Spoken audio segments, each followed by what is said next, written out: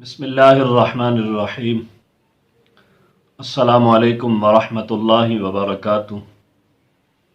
احباب ذی وقار، آج میں آپ کے سامنے ایک وظیفہ پیش کرنے جا رہا ہوں محرم الحرام کے پہلے عشرہ کا۔ اس وظیفے کو آپ 10 محرم الحرام کے بعد بھی پورا مہینہ یعنی 29 محرم الحرام تک یا 30 محرم الحرام تک اس وظیفے کو پڑھ سکتے ہیں۔ وظیفہ بڑا ہی پیارا ہے اور خوبصورت ہے۔ آج کے اس دور میں ہر بندہ پریشان ہے، رزق کے لیے پریشان ہے، کاروبار کے لیے پریشان ہے، رزق کی کشادگی کے لیے پریشان ہے، کاروبار کی وسعت کے لیے پریشان ہے کہ میرے کاروبار میں وسعت نہیں ہو رہی، اضافہ نہیں ہو رہا، کشادگی نہیں ہو رہی۔ ہر حوالے سے انسان پریشان ہے۔ اصل مسئلہ یہ ہے کہ ہم لوگ 5 وقت کی نماز کو بھی نہیں پڑھتے، ایک دوسرے کے ساتھ ہمدردی بھی نہیں کرتے، ہمارے اندر احساس ختم ہو گیا ہے۔ تو احباب گرامی، جو وظیفہ میں آپ کے سامنے لایا ہوں، جو اس وظیفے کو پڑھے گا انشاءاللہ تعالی اللہ تعالیٰ اس کے کاروبار میں، رزق میں مزید کشادگی عطا فرمائے گا۔ احباب ذی وقار، اس وظیفے کے ساتھ نماز کا پڑھنا بھی ضروری ہے۔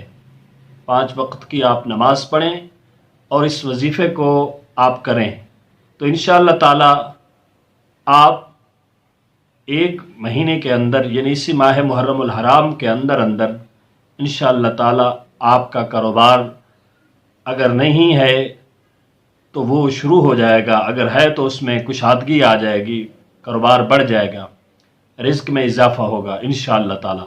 وظیفہ یہ ہے کہ روزانہ بعد از نماز عشاء 111 مرتبہ آپ نے کلمہ طیبہ پڑھنا ہے۔ 111 مرتبہ روزانہ بعد از نماز عشاء، اول آخر 11 مرتبہ درود ابراہیمی۔ تو انشاءاللہ تعالی جب وظیفہ مکمل ہو جائے تو آپ دعا مانگیں، اللہ تعالیٰ کی بارگاہ میں گڑ گڑا کر دعا مانگیں۔ انشاءاللہ تعالی اس وظیفے کی برکت سے آپ کا کاروبار مزید بڑھے گا، آپ کے رزق میں کشادگی ہوگی۔ تو احباب ذی وقار، آپ اس وظیفے کو صرف روزانہ بعد از نماز عشاء بھی نہ پڑھیں بلکہ صبح کی نماز پڑھ کر بھی 111 مرتبہ اس وظیفے کو پڑھیں، یعنی کہ روزانہ 2 مرتبہ فجر کی نماز پڑھ کر اول آخر 11 مرتبہ درود شریف پڑھ کر